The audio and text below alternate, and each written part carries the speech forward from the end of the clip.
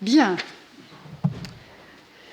Donc, nous allons passer à la deuxième partie de cet après-midi de séminaire avant donc, la discussion générale. Et donc, c'est un grand plaisir d'accueillir cette fois un collègue français, Christophe Pébart, dont vous voyez l'affiliation à l'écran. Christophe est maître de conférences HDR à l'Université de Bordeaux.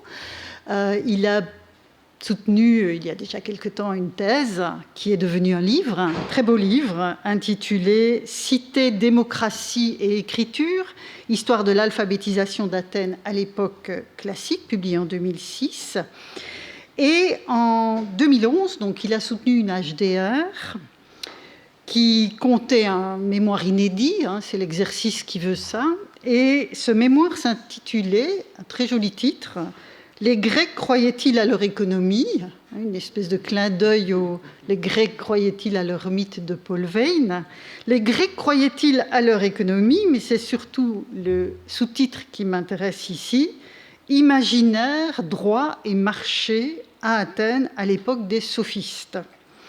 Et c'est assurément, je pense, au croisement entre imaginaire, droit, mais aussi politique, que Christophe et moi avons commencé à nous écrire. Et donc, on se rencontre pour la première fois. Mais c'est une manière de concrétiser cet échange.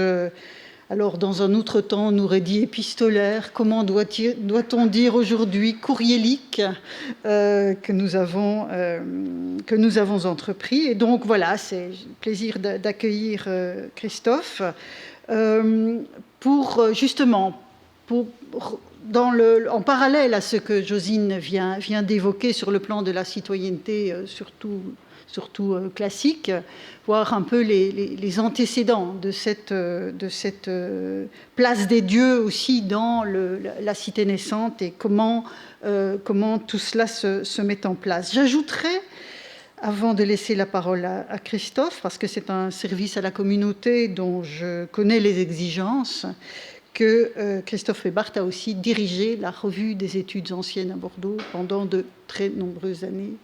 Et connaissant les contraintes de ce genre de travail, je me plais à le souligner. Christophe, c'est à vous. Merci.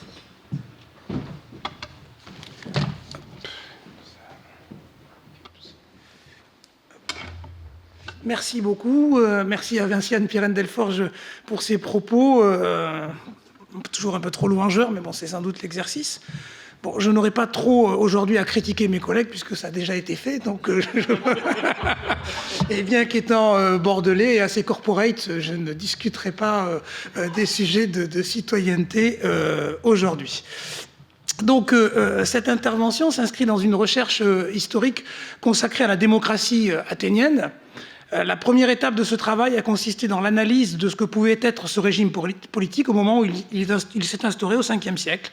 Elle débouchera sur la publication d'un livre au mois de mai prochain qui s'appelle « Athènes, l'autre démocratie ». La deuxième étape requiert de reconstruire les conditions sociales de possibilité d'une telle innovation. J'insiste bien sur la notion de conditions sociales, puisque dans mon vocabulaire, ça ne veut pas dire quelque chose qui serait à côté de la culture, à côté de l'économie ou à côté de la politique, mais quelque chose qui relève de ce qui se passe dans une société, de ce qui la structure et qui rend possible quelque chose, que ce soit de la politique, de l'économie, de la culture, ou même ce que nous appelons dans notre vocabulaire quelque chose qui relève du social. Donc j'insiste bien là-dessus, je nomme social ce qui, au fond, correspond à la totalité, donc à ce qu'on appelle en sociologie un monde social. Et donc souvent en français c'est compliqué quand on essaye d'expliquer ça, parce que très facilement quand on entend social, on imagine qu'il y a d'autres catégories à côté, en particulier économie, culture, donc ce n'est pas comme ça que je raisonne. Donc mon objet à moi, dans cette deuxième étape de ma recherche, c'est de comprendre les conditions sociales de possibilité de la démocratie. Et donc, évidemment, on voit très bien comment, et je l'assume, la perspective peut être assez facilement de retrouver le miracle grec, avec donc le titre qui semble indiquer une manière de revenir à la question de savoir si la politique est née en Grèce ou ailleurs. Alors évidemment, on peut commencer à s'inquiéter d'entendre bientôt une énième célébration pour mieux fêter la civilisation européenne et implicitement délégitimer le reste du monde. Faut-il oublier la situation sociale des femmes, l'esclavage? Si j'exprime ces questions, c'est parce qu'elles existent, et même qu'elles existent de plus en plus entre nous, dans les communautés académiques, alors sans doute beaucoup plus outre-Atlantique, mais elles commencent déjà à exister chez nous, et qu'il faut après tout qu'on les assume, et qu'on assume les avoir en tête, parce qu'elles existent. Alors, il est vrai que dès qu'on parle de politique et de Grèce ancienne, hein, on a immédiatement l'idée du lien, de l'articulation avec notre civilisation, hein, ce qui a fait dire à Marcel Detienne que c'était nos Grecs, hein, puisque c'était les nôtres, qu'on pouvait se les approprier, puisqu'on pouvait établir un lien quasi direct de filiation entre eux et nous, hein, ce qui faisait des Grecs des autres à jamais différents des autres, justement, puisque ce sont les nôtres, à nous. Hein. Donc vous connaissez sans doute l'une de ces formules, oui, c'est pas celle-ci que j'ai choisie. Pourquoi la Grèce, pourquoi les Grecs? Les experts ont répondu en 10 langues et en 100 livres, parce que les Grecs, les premiers, disent-ils, ont eu le goût de l'universel, parce qu'ils ont inventé la liberté, la philosophie et la démocratie, parce qu'ils sont à l'origine de l'esprit même de notre civilisation occidentale.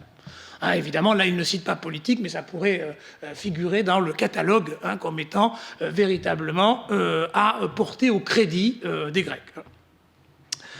Alors, donc vous voyez la difficulté, mais cette difficulté, nous devons non pas l'écarter en disant que ce serait mettre de l'idéologie ou de l'actualité dans nos recherches, mais essayer de comprendre pourquoi nous ressentons ce que Pierre Vidal-Naquet a appelé naguère l'inquiétante familiarité du monde grec, c'est-à-dire cette façon que nous ressentons souvent de les connaître déjà avant même de les avoir rencontrés. Alors, dans le domaine qui m'intéresse aujourd'hui, donc celui de la politique, vous avez cette première citation, hein, qui rappelle une évidence, mais que je trouve juste de rappeler, c'est que bon nombre des mots que nous utilisons pour parler de politique viennent directement du grec.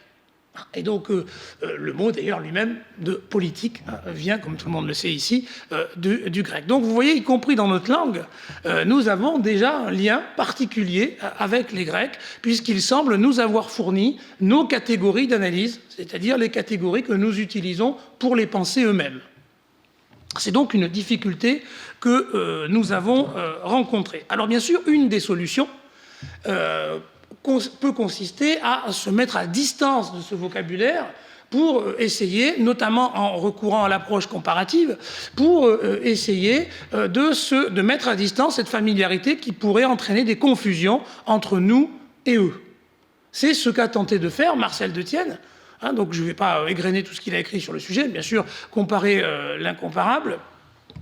Et puis surtout, dans le domaine qui nous intéresse, le recueil paru dans la revue Le Genre Humain, hein, qui veut prendre la parole, dans lequel il applique cette démarche à la politique. Et vous avez donc une deuxième citation qui vient de ce volume, hein, qui résume un peu comment Marcel Detienne essaye de se sortir de cette difficulté, hein, en mettant à l'écart le vocabulaire de la politique, voire même de la démocratie, et en préférant l'idée du s'assembler, hein, comme il l'écrit ici.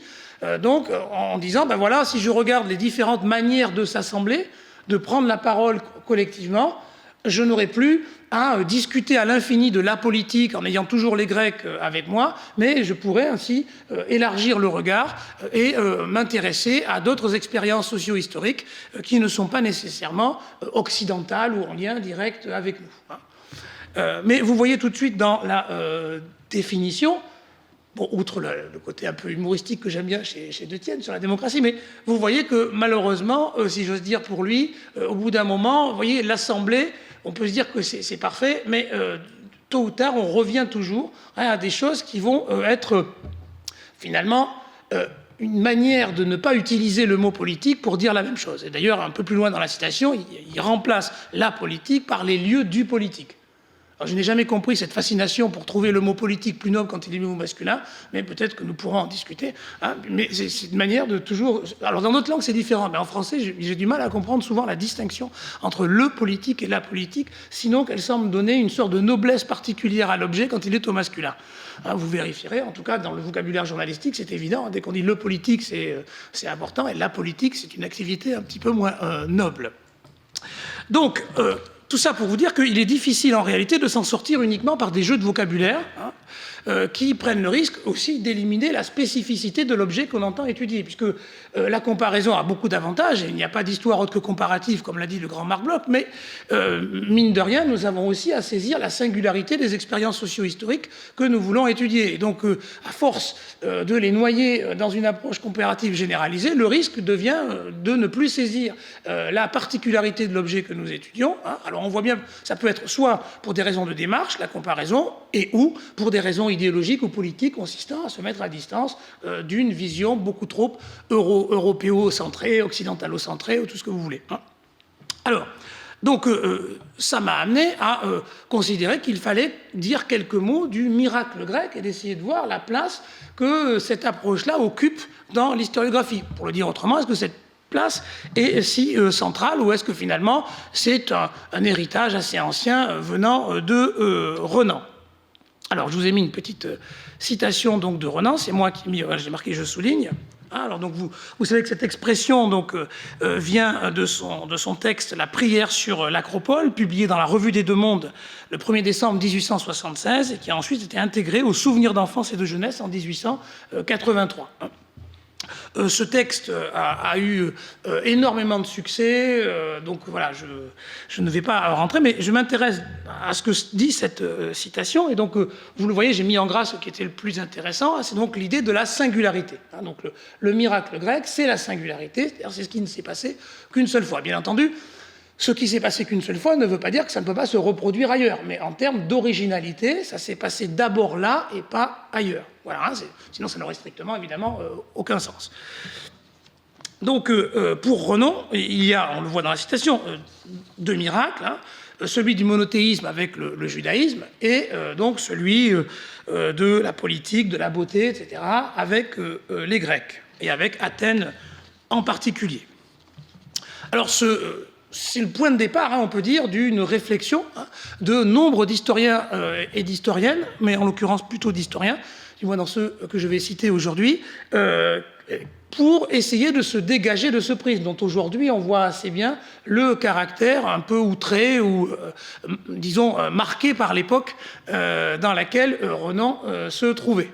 Je ferai au passage remarquer que c'est toujours plus facile de moquer les effets de l'époque sur ceux qui vivent dans des époques précédentes que d'essayer de comprendre ce que l'époque actuelle fait sur nous, qui peut-être nous ferait gagner du temps plutôt que de tomber dans la critique systématique avec 50 ans d'écart, parce que c'est toujours beaucoup plus facile. Alors, dans l'historiographie, j'ai essayé donc de regarder, dans tous ceux qui s'étaient intéressés à la naissance de la politique, la place que les divinités, les croyances, pouvaient avoir. Donc ça va de soi, je ne l'ai pas dit, mais je vais moi m'intéresser plutôt au début, et donc, alors même s'il y a des débuts différents, mais disons avant la période traitée par Josine Bloch tout à l'heure, donc plutôt à l'époque archaïque, pour faire vite, et en gros avant Clisthène. On peut dire que Clisthène est vraiment le terminus de l'histoire que je discute ici. Alors bien sûr, il faut ici dire quelques mots de Louis Gernet et de Jean-Pierre Vernant, ne serait-ce qu'en raison du recueil publié en 1983, donc après la mort de Gernet, longtemps après la mort de Gernet, préfacé par Jean-Pierre Vernant, qui s'appelle « La Grèce sans miracle ». Donc, évidemment, le titre a valeur un petit peu de manifeste et semble ainsi indiquer que la volonté de Gernet comme de Vernant consiste à, au fond, se mettre à l'écart de ce miracle et tout ce qu'a accompagné, au fond, la trajectoire qu'on appelle couramment l'anthropologie historique, qui a essayé justement d'éviter ce prisme occidental et qui en même temps aussi, mais je ne vais pas y rentrer ici, correspond à des jeux de contingence, aussi de position historique entre la Sorbonne, le Collège de France, le HESS. Il y a aussi des jeux de position qui sont très bien décrits d'ailleurs dans les mémoires de Pierre Vidal-Naquet, dans le tome 2, qui l'explique très très clairement. Mais évidemment, ce n'est pas parce que c'est un jeu de position qu'il n'y a pas de contenu et qu'il n'y a pas d'éléments intéressants à discuter. Alors, dans la préface que Jean-Pierre Vernant donne à ce recueil, oui, il y a une citation que j'ai mise donc un peu plus bas. Sur la civilisation grecque, vous voyez, donc un événement singulier de l'histoire humaine, donc vous voyez que vous retrouvez l'idée quand même de singularité, donc elle n'est pas évacuée alors même que le recueil s'appelle « La Grèce sans miracle », mais peut-être la différence, c'est ce que Jean-Pierre Vernant appelle la pure contingence, un jeu complexe de conditions qui auraient pu ne pas se rencontrer. Donc, ce qu'il semble considérer comme étant à mettre à distance dans le miracle grec, c'est ce qui relèverait de ce qu'on va appeler une forme de déterminisme. C'est-à-dire que l'idée que c'est parce que ce sont les Grecs qu'ils ont inventé la politique. Mais malgré tout, avec l'idée de contingence, vous voyez qu'on n'échappe pas à la notion de singularité. Et qu'on est quand même, y compris dans la lignée de Vernon et Gernet, amené à s'interroger sur la notion donc, de singularité. Vous voyez qu'on la retrouve. Alors on comprend bien, grâce à Vernon et à Gernet, ce que sans doute il faut mettre à l'écart de l'idée de miracle, l'idée que c'est quelque chose précisément de miraculeux, mais en revanche, il garde et conserve l'idée de singularité. Alors quand on regarde les travaux de Louis Gernet, dans ce recueil d'articles, en particulier un long papier qui s'appelle « Les débuts de l'hellénisme », qui a été d'abord publié dans les Annales en 1982, puis ensuite intégré dans ce recueil l'année suivante en 1983, eh bien on va retrouver la même chose de manière assez claire. Je le cite, « C'est une évidence historique que cette attitude, donc c'est une manière de se comporter par rapport aux autres, ce comportement intellectuel est apparu d'abord en Grèce, et de la Grèce est transmis à nous. » Louis Gernet. Donc vous voyez bien que dans un volume qui s'appelle « La Grèce sans miracle », vous avez des éléments qui composent le miracle grec, y compris de la manière la plus classique. Qu'on s'entende bien, je dis, c'est pas une critique, c'est de l'ordre du constat, c'est pour essayer de comprendre le sens que ça peut avoir de se mettre ou non à distance du miracle grec, et parfois de ne pas confondre une proclamation, je ne crois pas au miracle grec, et les conceptions que l'on peut par ailleurs défendre. Donc, ceci étant, chez Gernet, on trouve quand même une approche qui essaye de rendre compte de cette singularité, et cette singularité, il va la trouver dans ce qu'il appelle le milieu social. Et c'est ça qui est très intéressant dans cet article, et on y retrouve évidemment le compagnonnage long que Gernet a entretenu avec les Durkheimiens, puisque vous le savez sûrement, Louis Gernet a fait partie des premiers Durkheimiens, a publié de nombreux comptes rendus dans l'année sociologique, et dans sa thèse publiée en 1917, dès la préface, il dit « La langue est un fait social », ce qui à l'époque est vraiment l'oriflamme du durkheimisme, et il dit « Je suis un durkheimien ». Donc c'est quelque chose qui a beaucoup compté. C'est une dimension, je n'y reviens pas ici, qui souvent a été affaiblie parce qu'on préfère Mauss et on préfère s'orienter vers l'anthropologie, sans doute portée par l'influence qu'a eu Claude Lévi-Strauss dans cette relecture des sciences sociales en France, mais Gernet est authentiquement un durkheimien, en tout cas il le dit au début, et ce n'est pas uniquement une manière de parler, ça correspond aussi à son approche d'un certain nombre de problèmes. Bon. Donc, il nous invite, lui, à regarder, donc c'est en ce sens-là que l'idée de continuité est intéressante par rapport à la comparaison, vous voyez bien ce que j'essaye de faire, parce que si je compare s'assembler, comme propose De Tienne, je vais voir des choses, mais l'approche que propose Louis Gernet, c'est qu'il nous invite à essayer d'établir, enfin, de comprendre la continuité, c'est-à-dire d'où ça vient et pourquoi c'est là, et donc, en sociologue, il est obligé de constater que le problème que tout sociologue se pose, enfin, en particulier ceux qui font de la sociologie historique, c'est comment une nouvelle société naît d'une autre société précédente. Et c'est donc ça qui intéresse Louis Gernet, c'est ce qu'il essaye de faire apparaître. Et dans les spécificités qui, pour lui, composent donc les Grecs de l'époque classique et ultérieure, le premier élément qu'il cite, c'est la politique, qu'il définit, au fond, de manière assez classique, comme étant l'organisation de la cité, le gouvernement des hommes par les hommes. Mais on y retrouve déjà cette idée que ce gouvernement des hommes par les hommes n'est possible parce qu'une séparation serait intervenue entre la politique et la religion. Et donc, alors vous voyez là, c'est les dangers de croire que notre monde est l'héritier du monde précédent, parce que évidemment, nous y retrouvons nos petits, en particulier les Français, où on se retrouve avec finalement notre conception de la laïcité toute trouvée, avec donc la politique qui est forcément sans les dieux, et les dieux qui sont un peu ailleurs. À côté, ils sont toujours là, mais dès qu'on fait de la politique, les dieux sont ailleurs. Donc vous voyez comment le prisme de nos catégories, de nos conceptions, non pas nous poursuivent, mais nous alimentent, nous font réfléchir, raison pour laquelle, vous voyez, on n'échappe pas à l'idée qu'il faut se connaître soi et le monde dans lequel on est pour pouvoir faire de l'histoire. Puisque il faut prendre conscience de ça, c'est souvent très difficile, et puis personne n'y arrive véritablement. Donc on est obligé de se confronter et parfois d'être critiqué par ses propres collègues pour pouvoir prendre conscience des attaches qu'on peut avoir et qui nous paraissent tellement évidentes qu'elles ne méritent pas discussion. Donc, Cette idée d'une séparation entre politique et religion, vous allez la retrouver, je ne développe pas parce que c'est beaucoup plus connu, dans évidemment un des ouvrages très, comment dirais-je, qui a beaucoup fait parler de lui, de Jean-Pierre Vernant, Les origines de la pensée grecque, où vous retrouvez exactement le même modèle, avec l'idée qu'au fond, même s'il y a de la religion, on y écarte le mystère, donc il y a de la religion, mais celle-ci est prise dans un effort ou un processus de rationalisation et de rationalité qui fait que le mystère étant évacué, finalement, ce qui ferait de la religion grecque une religion a été un peu mise à l'écart. Donc elle peut être là, on peut l'étudier, mais de toute façon, comme elle est prise dans un procès de rationalisation, au fond, on n'est pas embêté par elle et on n'est pas obligé de changer de définition de la politique. Alors chez Vernant, on va trouver aussi quelques idées qui tiennent, comment dirais-je, qui relèvent d'une forme de mentalité des Grecs, l'agone, bien sûr, l'éris, tout ce qui relève de la lutte, avec l'idée donc que la politique, ça va être la compétition de discours sur l'agora, puisqu'on met les choses communes au milieu, Esmesson, mais tout le monde sait ça, et ensuite donc on en discute pour savoir ce qu'il en est.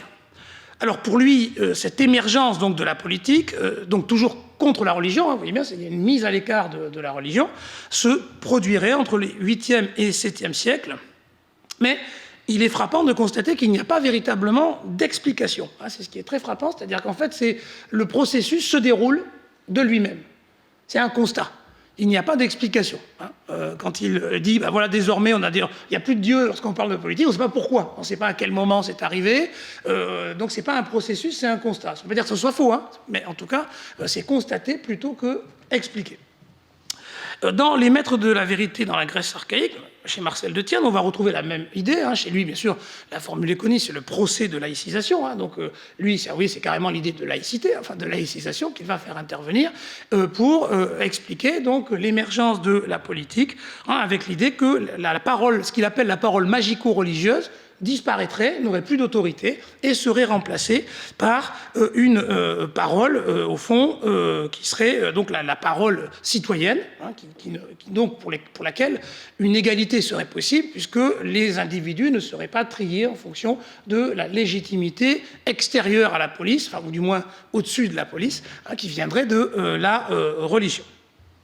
Alors il associe ça beaucoup, j'y reviens pas, à la réforme, ce qu'il appelle la réforme politique, avec l'idée qu'il y aurait cette égalité au combat, et donc rendant caduque en quelque sorte l'idée que quelqu'un serait supérieur à l'autre. Et donc c'est autour en fait de la guerre et du modèle guerrier que la politique serait née, je le cite, laïcisée, complémentaire de l'action, inscrite dans le temps, pourvue d'une autonomie propre et élargie aux dimensions d'un groupe social. Voilà ce que c'est que la parole dialogue. Elle est laïcisée, complémentaire à l'action, inscrite dans le temps, pourvue d'une autonomie propre et élargie aux dimensions du groupe social. Donc vous voyez que finalement, ce qui va être commun, ce ne sont plus véritablement les dieux, mais la parole, qui va être commune, ou du moins commune aux hommes. Alors ça, c'est pour donc cette idée de la politique contre les dieux, mais ensuite, je vais dire quelques mots de ce qu'on pourrait appeler, au fond, une autre branche de l'historiographie, qui est la politique non plus contre, mais sans les dieux. C'est-à-dire qu'on n'a pas besoin de définir la politique en opposition avec les dieux, les croyances religieuses, etc., mais on s'en passe directement. Ou, on va voir, on lui accorde une place bien particulière, mais de mon point de vue, seconde. Alors ici, je vais rapidement mentionner quelques travaux. Moses Finlay, par exemple, dans Politics in the Ancient World, traduit en français par l'invention de la politique.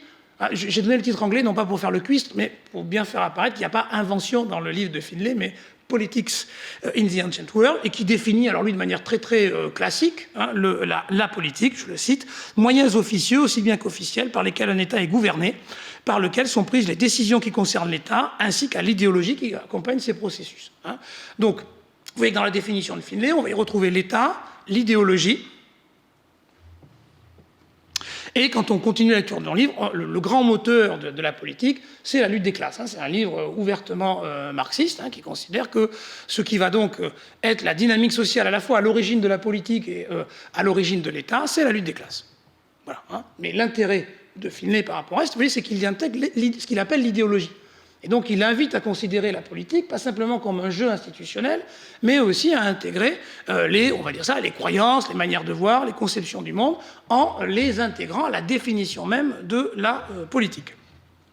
Alors la réflexion que propose Christian Mayer dans son livre « La naissance du politique » est bien plus ambitieuse. Alors je vous ai cité une définition ici, très marquée par Carl Schmitt.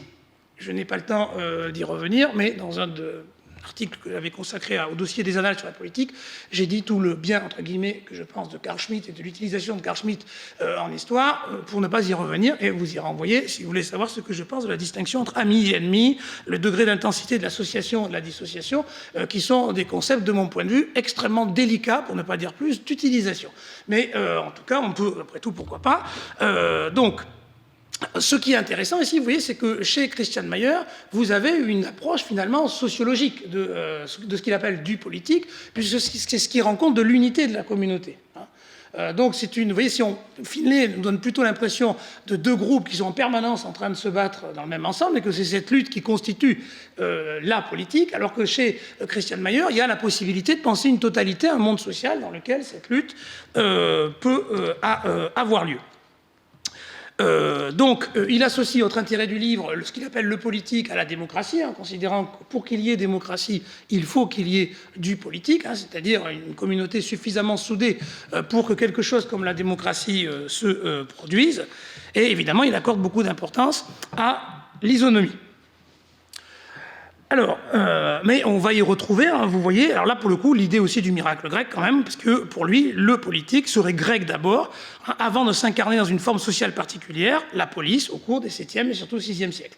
Et il accorde beaucoup d'importance, comme vous le savez sûrement, à Clisthène, au début du 5e siècle, qui est vraiment pour lui l'avènement de toute cette période.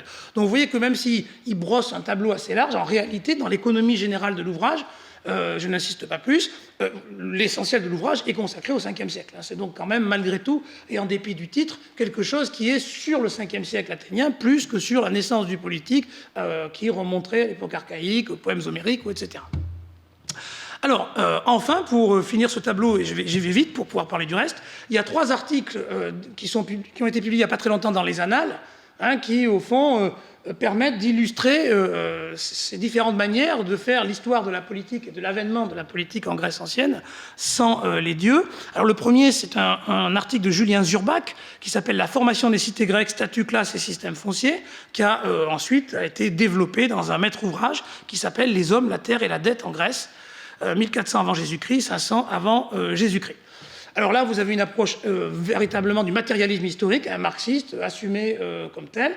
Donc, je vous résume vite. L'idée, c'est que ce sont les rapports de production, donc ce qui se passe dans la production matérielle, la production de richesse, qui est le moteur de l'histoire et des différentes dynamiques sociales. Donc, c'est clairement, c'est dit dès le début, c'est la conception de Julien. Donc, évidemment, pour lui, c'est l'accès aux ressources, la terre, qui vont être des éléments fondamentaux, avec la question de l'accès ou non à la propriété foncière, les conflits autour de l'appropriation de la terre, voilà. Donc évidemment, dans son modèle, vous avez strictement pas de Dieu, il n'y en a pas besoin, et il les met plutôt à l'écart, puisque pour lui, dans une approche là aussi tout à fait cohérente, il considère au fond, pour le dire d'un mot, que c'est la superstructure, c'est-à-dire que c'est quelque chose qui est au-dessus, donc c'est du discours en réalité, et ça n'a pas d'importance particulière, et il critique en général assez vertement ceux qui, au fond, utilisent la culture, l'identité cultuelle, etc., qui empêcheraient de voir la réalité qui se situe dans les rapports de production. Donc vous voyez, il est marxiste dans son approche, également dans sa manière de lire les articles des collègues. Deuxième article, c'est l'article d'Alain Duplouy. Ah oui, c'est la formation historique grecque. Je sais plus, pardon, j'ai dû me tromper. Ça, c'est le titre de. Bon, je sais plus. J'ai me trompé dans mon copier-coller. Enfin, c'est l'année suivante. J'ai plus son titre en tête. Donc, Alain Duplouy. Donc là, donc c'est la citation 6. Donc, lui, son combat, alors c'est à la fois contre Julien Zurbach, mais aussi contre l'idée de statut et contre toute approche juridique, mais on en a un petit peu parlé avec Josine Bloch tout à l'heure, et c'est une réponse à Julien Zurbach. Ça se voit tout de suite, puisqu'il qualifie l'étude de Julien Zurbach d'étude stimulante. Comme vous savez, dès qu'on vous qualifie de stimulant, c'est qu'en général, la suite va l'être beaucoup moins. Donc, ça, c'est... Alors, il met en avant l'idée de participation, le Mété-Keynes, et il défend l'idée d'une approche par le bas, l'idée qu'au fond, les groupes se seraient agrégés pour ensuite former la cité. Alors, Toutefois, on peut remarquer que la vraie différence entre Julien Zurbach et Alain Dupuy est plutôt sur la définition de la cité. C'est là-dessus qu'ils diffèrent et que donc il y a aussi dans l'histoire qui nous intéresse des enjeux qui tiennent plus à la définition que nous utilisons de la cité ou de la politique plutôt que des commentaires sur tel ou tel document et des analyses divergentes de la documentation. Il y a un effet de terminologie que je n'ai pas le temps de développer. Disons que malgré tout, à un moment donné, donc cette idée de participation, etc., elle doit, et c'est l'avantage et le mérite du livre d'Alain Dupuy, livre et article, c'est d'essayer de rendre compte, c'est-à-dire d'où elle vient, d'où vient cette coalescence entre différents groupes sociaux, et il va la chercher dans ce qu'il appelle la mentalité agonistique. C'est donc dans la culture et dans la mentalité qu'on trouverait, tout en reconnaissant bien sûr que ça peut varier selon les régions, les endroits, etc. Mais c'est, au fond, à la fin, vous avez chez lui une explication qui se résume à de la psychologie. C'est une psychologie, certes, historique ou inscrite dans une période donnée, mais c'est de la psychologie, c'est-à-dire c'est parce que les individus sont ce qu'ils sont qu'ils ont envie. Alors cette approche est critiquée, c'est le troisième et dernier article, par John Ma, toujours dans les Annales, 2016, Élite, élitisme et communauté dans la police archaïque, qui lui va chercher alors je vous ai mis une petite citation, donc vous allez voir que, je vous laisse la regarder, que lui propose une approche beaucoup plus large, en fait, mais on voit qu'il emprunte un peu à tout le monde, si vous voyez ça. Donc il garde l'idée qu'il y a des groupes sociaux, mais plutôt que de les voir uniquement en antagonisme, il envisage des formes de participation à travers la lutte. Il rajoute des éléments économiques, vous voyez, il y a aussi des choix économiques, etc. Donc vous voyez, il y a une manière d'essayer de proposer une lecture, je dirais, balancée.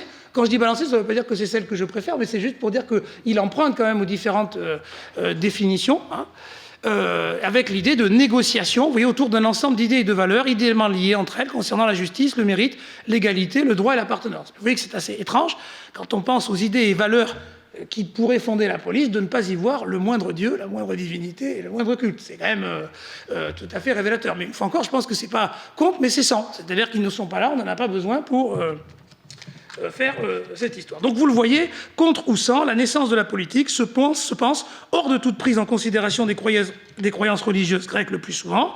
Au mieux, seuls les rites sont étudiés pour envisager une construction de la cité par le bas, par la sociabilité. C'est-à-dire que la seule place souvent qu'on accorde à la religion, c'est l'idée qu'avec les cultes, parmi d'autres, sont des pratiques sociales, et que ces pratiques sociales créeraient une communauté à travers des rites communs qui sont faits en commun. Alors, voilà l'idée générale de l'historiographie. Maintenant, je vais en venir pour la deuxième partie de mon propos. Je vais résumer. Donc là, vous avez, je vous les montre juste.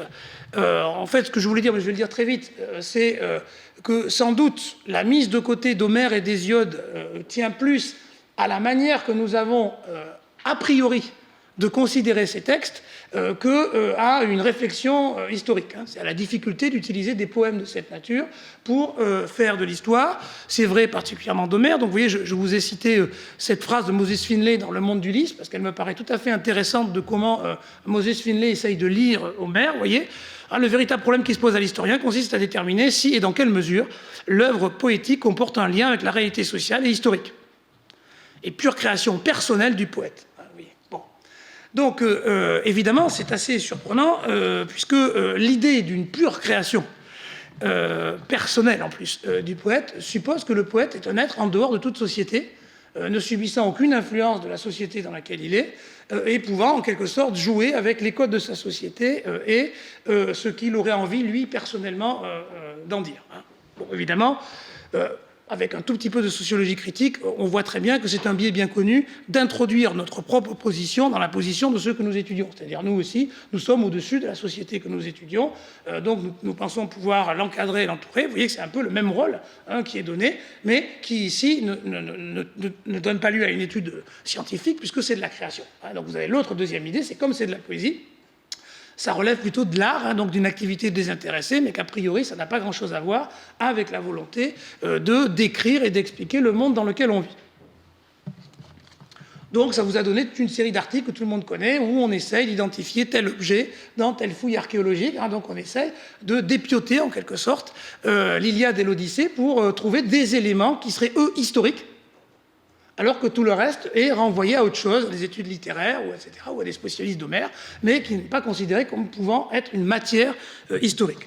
Donc, l'idée que je veux expliquer ici, c'est que je crois que ce n'est pas du tout vrai et que nous pouvons lire les poèmes homériques et hésiodiques comme de merveilleux documents historiques en les prenant en totalité, c'est-à-dire en essayant de les comprendre dans leur totalité, plutôt que d'essayer d'en extraire des petits bouts qui correspondraient à des soi-disant réalités historiques venant d'ailleurs.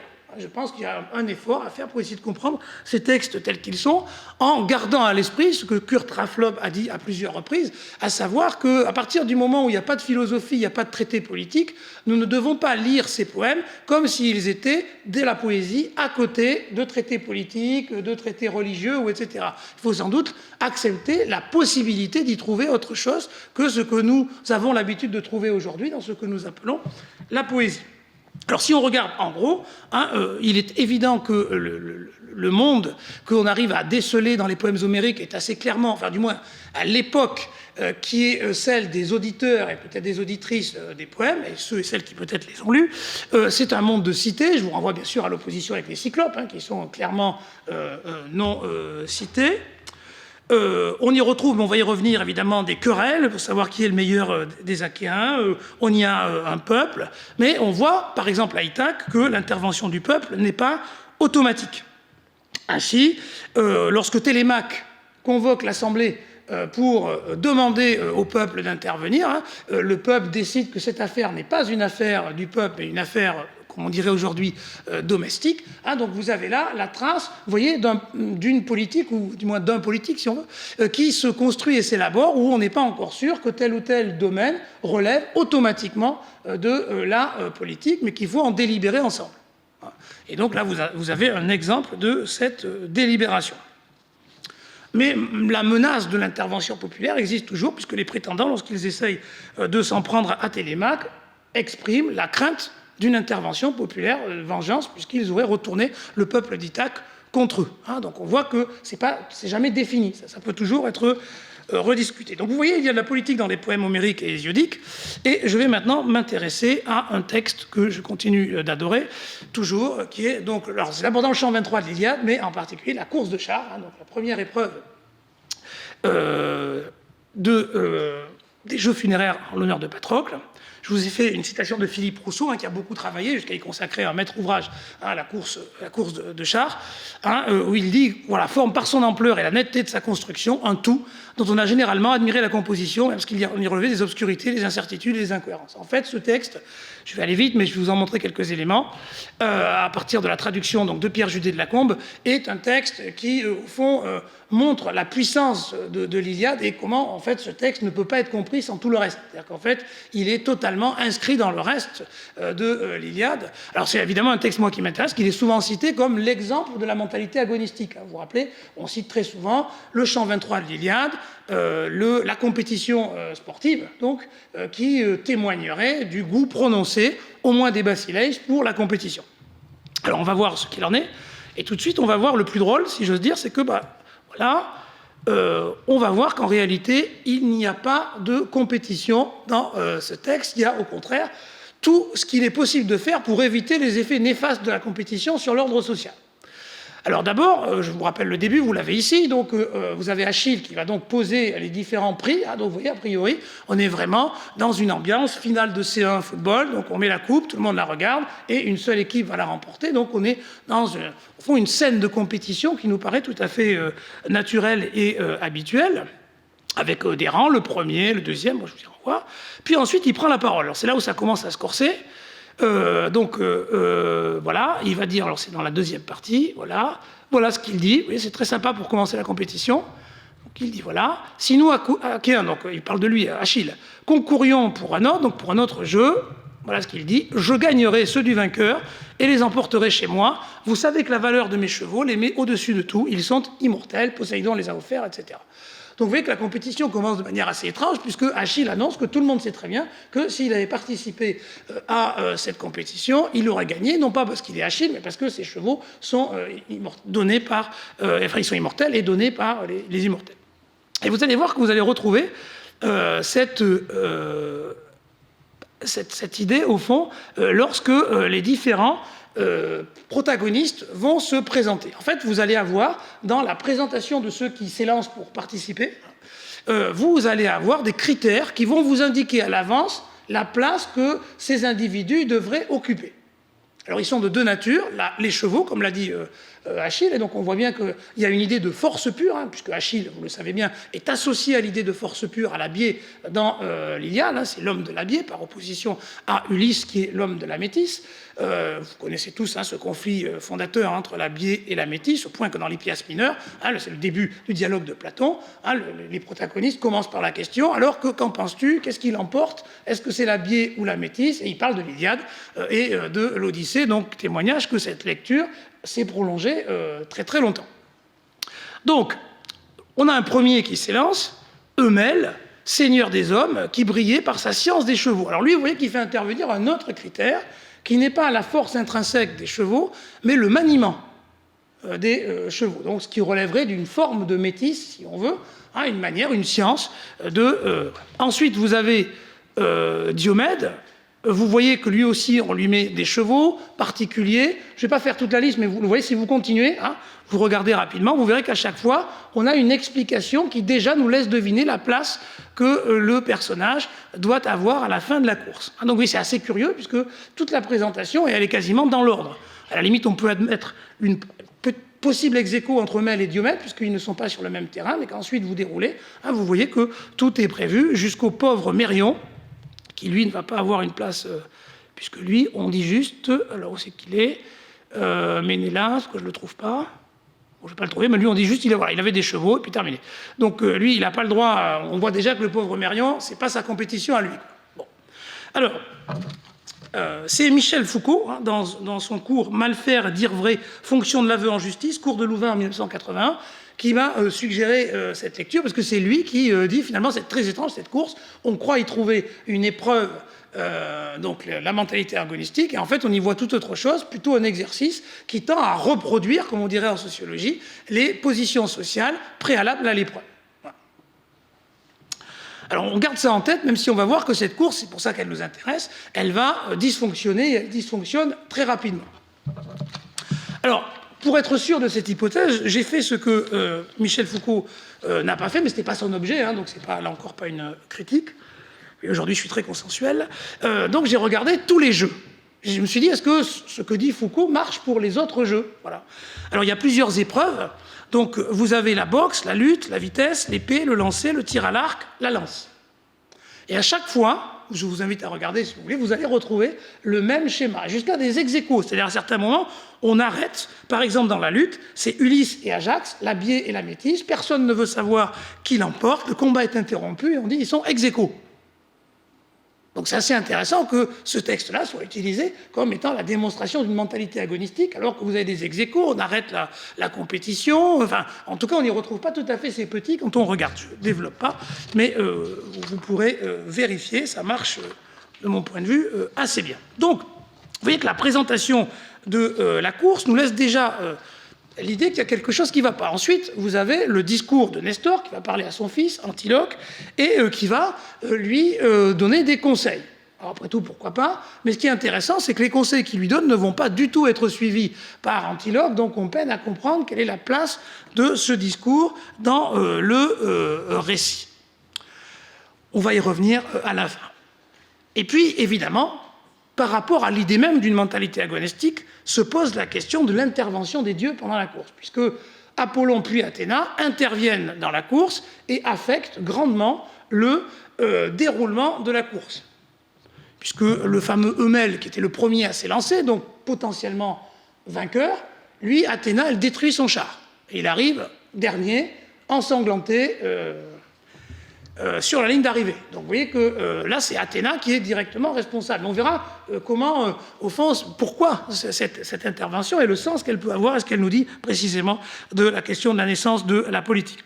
Alors, comme il y a une épreuve de chars, ils vont tirer au sort, et donc le tirage au sort, je ne sais plus si je l'ai par là, mais comme l'heure tourne, je ne voudrais pas déborder de trop.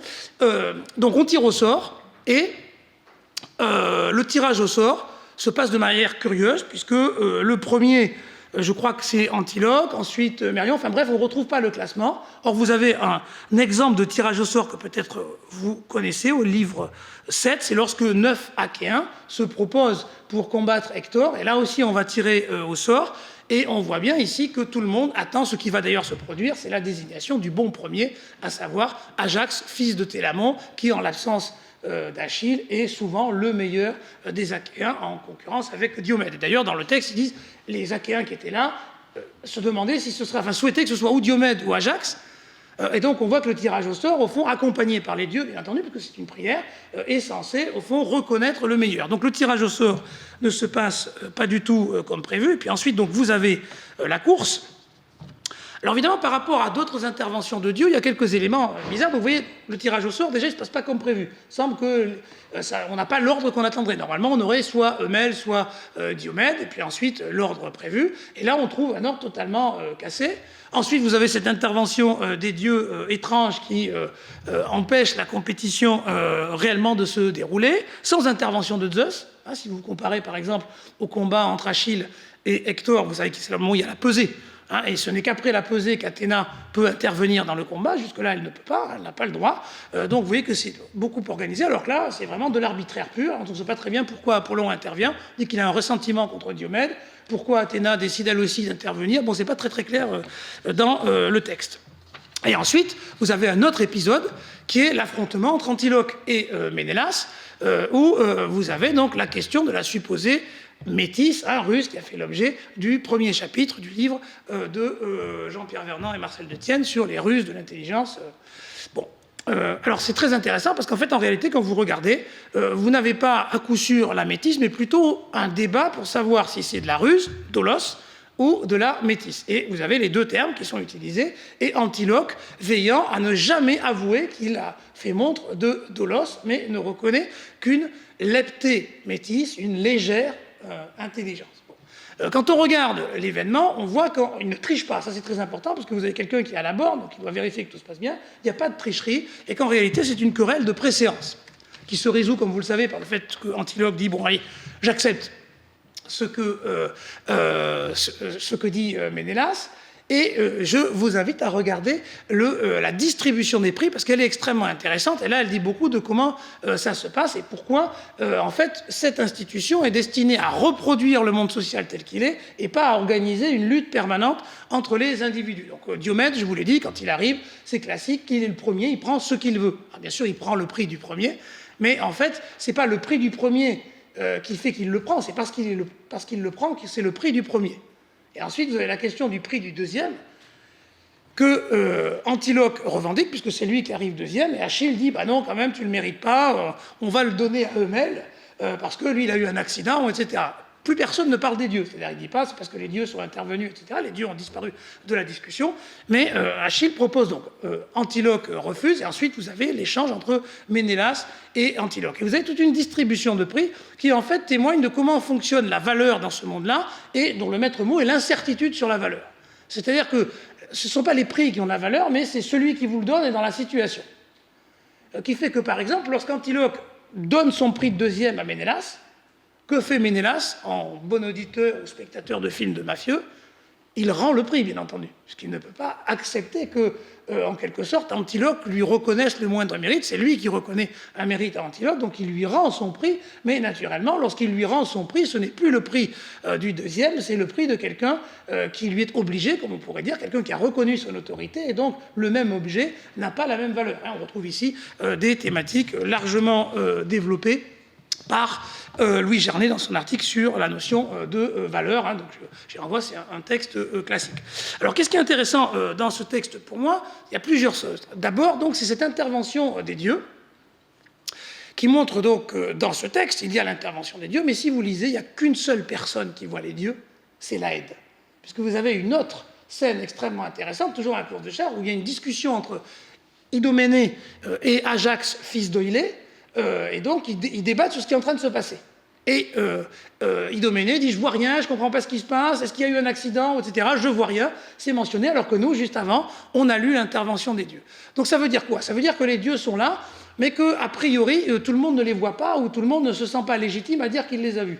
Et qu'on va en discuter d'une autre manière et on va essayer de débattre pour savoir ce qu'il en est, c'est-à-dire quelles sont les positions. Donc vous avez, vous voyez, une sorte de monde social qui émerge, non pas sans ou contre les dieux, mais bien avec les dieux, mais une mise à distance d'une explication par les dieux qui conférerait à un individu trop de pouvoir. Même si dans le même temps, vous voyez bien que les Aèdes, sans doute, revendiquent cette éminence sociale d'être en contact ou de voir les dieux. Je vous renvoie évidemment à comment Hésiode fonde son autorité dans ses poèmes, etc. Donc vous voyez, vous avez un moment extrêmement important. Donc vous voyez que les dieux, on ne les voit pas. Et on voit aussi une autre caractéristique, c'est qu'on est dans un monde dans lequel la dynamique sociale semble être la discussion sur la légitimité des positions sociales. C'est-à-dire qu'en fait, on est dans un monde assez instable dans lequel la politique naît de la discussion des positions sociales. C'est-à-dire qui est qui, comme on pourrait dire, pourquoi es-tu roi? Et je n'ai pas besoin de pousser bien loin pour vous dire que cette situation, on la retrouve bien entendu dans la querelle entre Achille et Agamemnon, puisque c'est exactement le sujet de la querelle, et on la retrouve aussi dans un autre épisode, dont je dis juste un mot, qui est bien sûr l'épisode de Thersites. Donc je passe cette magnifique course de chars, et j'en arrive à Thersites, je vais le trouver.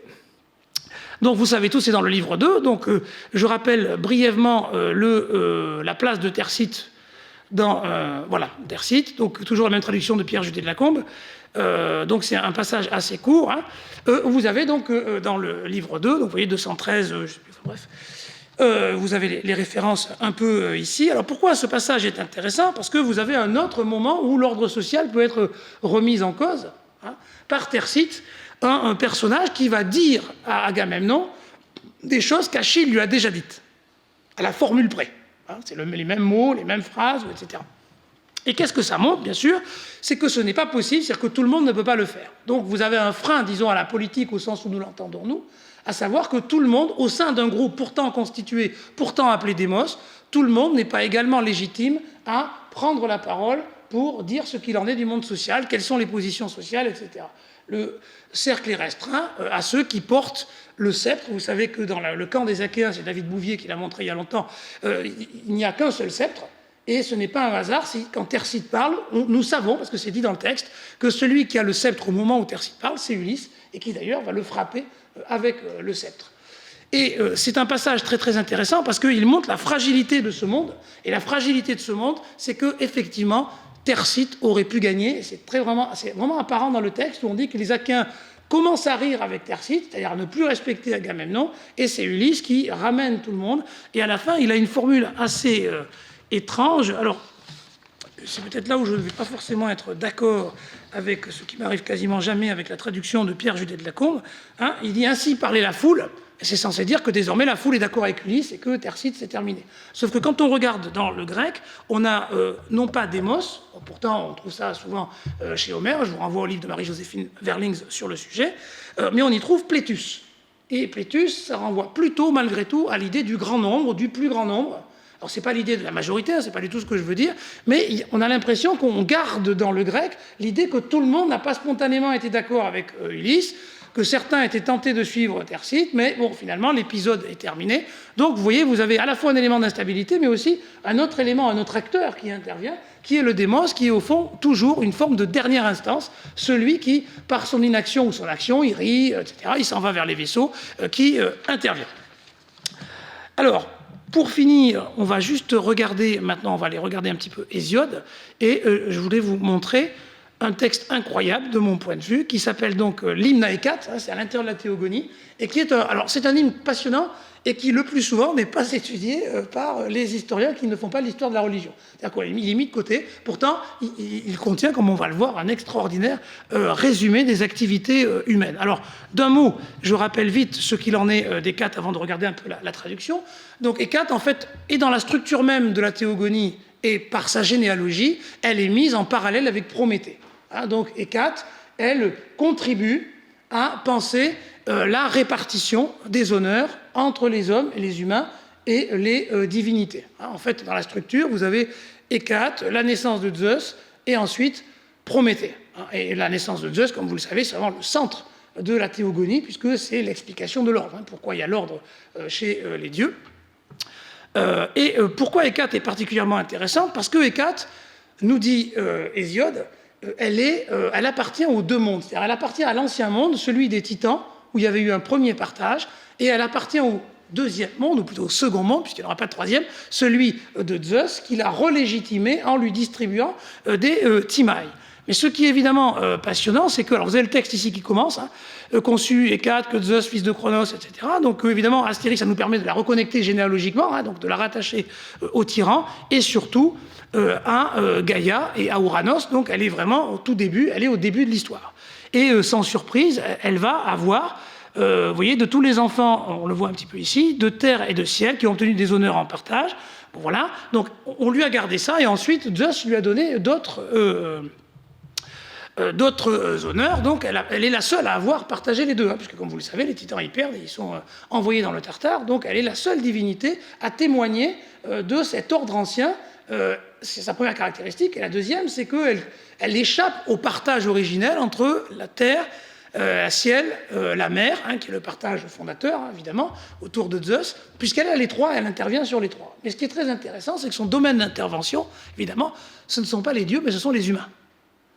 Et vous avez, dans ce texte, donc on est invité à sacrifier à Hécate à chaque fois qu'on veut faire quelque chose, et vous voyez, alors je ne sais pas si on le voit ici, voilà, à peu près ici, hein, à qui elle veut largement, elle accorde son secours, veillant à ses côtés. Au tribunal, elle siège à côté des rois révérés. À l'assemblée, au milieu du peuple, elle fait briller qui elle veut, assemblée du peuple. Quand la lutte meurtrière, la guerre, les cavaliers, l'élevage, les concours, vous avez là une sorte de série d'activités humaines qui définissent au fond la sphère des actions humaines, sur laquelle vous voyez que les divinités peuvent intervenir, mais leur intervention est toujours particulière puisqu'elle est interprétée comme une forme d'arbitraire. Elle peut intervenir, on peut lui demander, mais on n'a aucune assurance, et en tout cas, il semble que personne, sinon a posteriori, ne peut véritablement se prévaloir de son action à l'avance.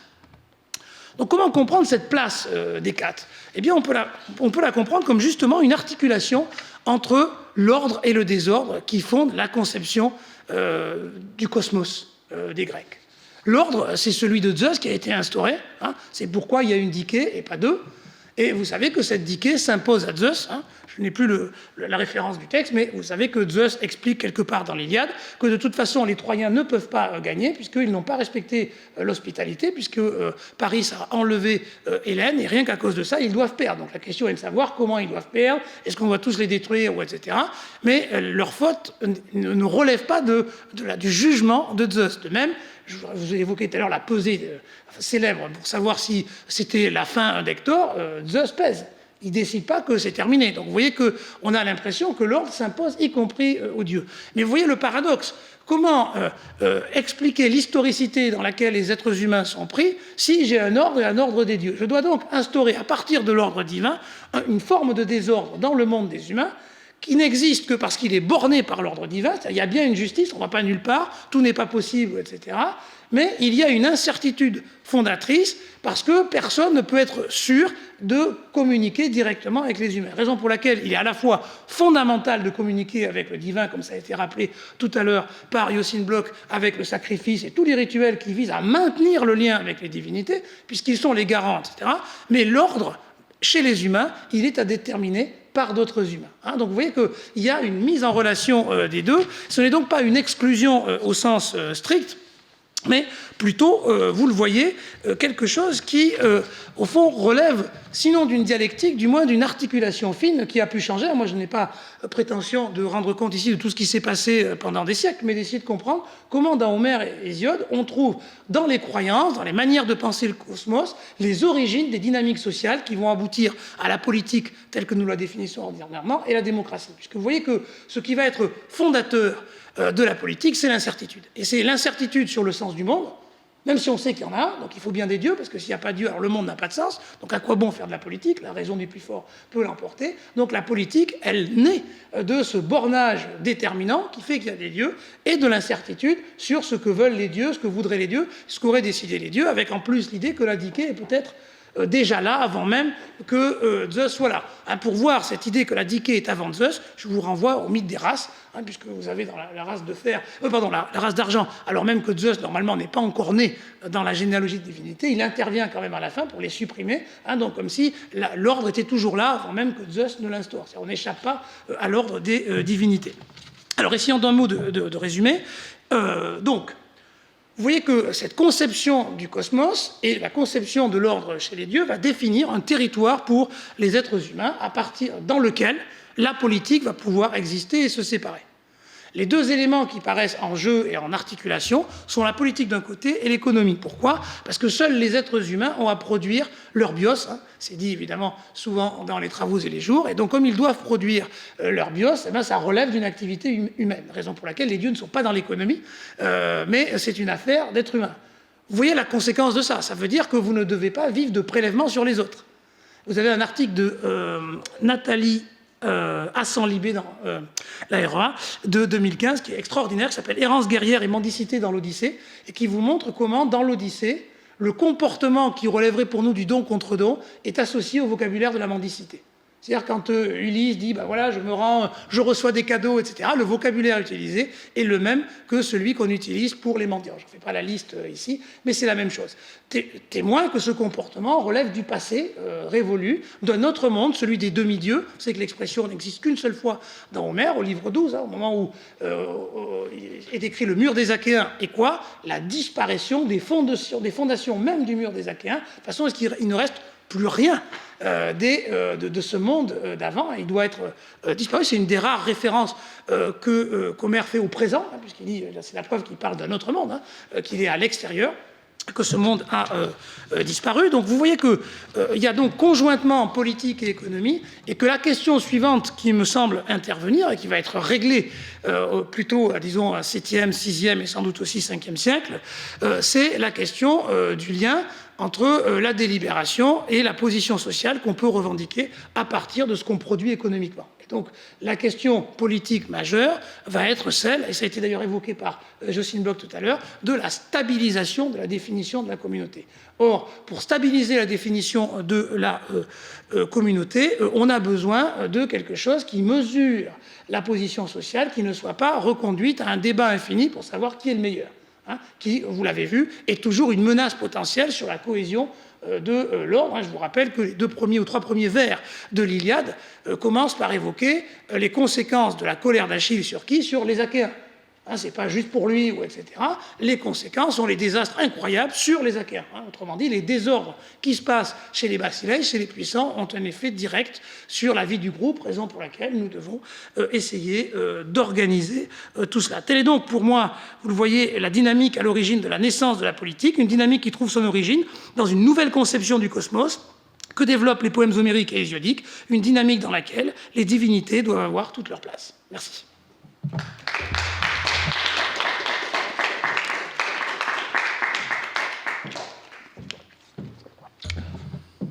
Bien, merci beaucoup en tout cas à tous les deux d'avoir joué le jeu, comme on dit,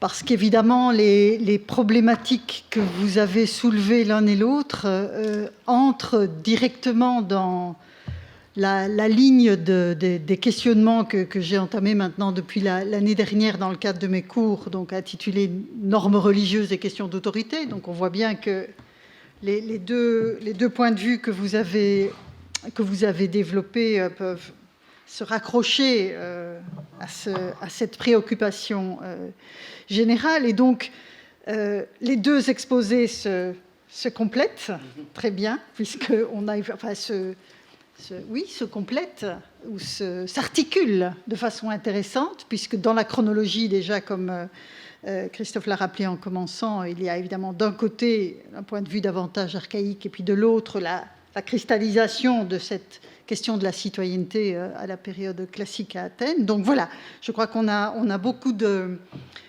matériaux sous la main. Je vais peut-être, pour faire avec Christophe ce qu'on a fait avec Josine tout à l'heure, d'abord ouvrir peut-être la discussion sur l'un ou l'autre point que l'on voudrait discuter avec Christophe précisément sur des points précis de son exposé, et puis peut-être élargir alors aux deux interventions et aux problématiques plus générales que cela implique. Je vais peut-être commencer, Christophe. Merci beaucoup. Évidemment, bon, là, vous prêchez une convertie, si je puis dire, dans la nécessité qu'il y a d'intégrer, évidemment, la réflexion sur les dieux et puis le panorama que vous avez donné dans la bibliographie le montre. J'avais fait l'exercice sous un autre angle, mais on arrive aux mêmes conclusions. Effectivement, il y a là ce que j'appelle parfois un mal pensé ou un impensé tout court. C'est-à-dire qu'on n'intègre pas ces éléments-là dans l'équation parce que finalement, la rationalité grecque, si c'est une vraie rationalité, elle est censée avoir donné congé aux dieux. Et donc voilà, on ne va pas chercher beaucoup plus loin. Donc merci beaucoup pour avoir reposé synthétiquement cette problématique et avoir montré par tous ces exemples splendides que les choses que la situation est plus compliquée, on va dire. C'est ça la difficulté, c'est de réintroduire de la complexité, de la même manière que Josine le fait dans la définition de la citoyenneté. Sinon, évidemment, la définition d'Aristote est beaucoup plus simple. Une fois que j'ai dit ça, Christophe,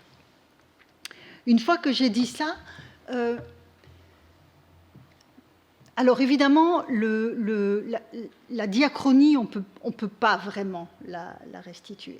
Mais néanmoins, dans les travaux de Christian Mayer, il y a un point qui me semble intéressant, c'est que finalement, il renvoie dos à dos l'idée que la raison serait fille de la cité ou la cité fille de la raison. Et il dit il y a un troisième thème, c'est l'histoire. C'est l'histoire et donc le fait qu'il n'y avait pas plus d'autorité surplombante à la suite de la chute du système politique mycénien et qu'on a donc eu ces petites sociétés, et j'enchaîne sur votre perspective très, très sociologique, des petites sociétés du face-à-face où finalement cette espèce d'autorité surplombante n'avait plus lieu d'être en quelque sorte. Qu'est-ce que vous pensez de ce troisième terme, on va dire, de ce troisième terme? Parce que, voilà, je pense que c'est là aussi quelque chose qui est intéressant à penser. Oui, je pense que plus que l'histoire, ce qui semble se passer, disons, qu'on voit avec les poèmes homériques et hésiodiques, alors est-ce que ça commence là, avant, c'est évidemment impossible à savoir, mais je dirais plutôt que c'est l'historicité.